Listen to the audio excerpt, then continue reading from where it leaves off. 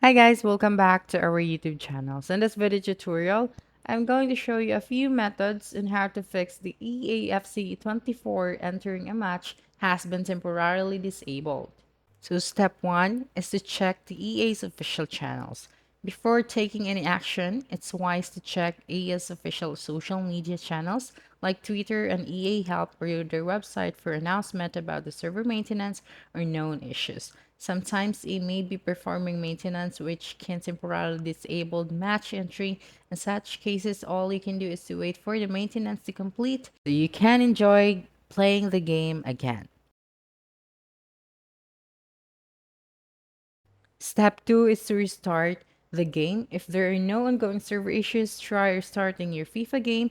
Occasionally, a simple restart can resolve connection problems and allow you to enter matches again. Okay, so just close the game and then open it again. Step 3 is to check your internet connection. Ensure that your internet connection is stable and not experiencing any disruptions.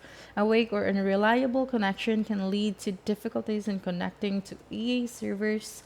So make sure that you run a speed test, okay, to check if your network connection is working.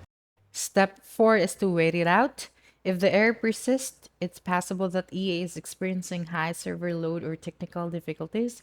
In such situations, the best course of action may be to wait for EA to address the issue and restore normal gameplay.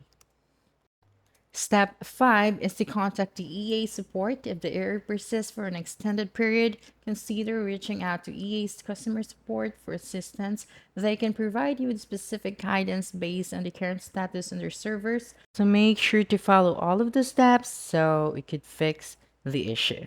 So that's it. Don't forget to subscribe to our YouTube channel for more video tutorials in the future. Bye bye.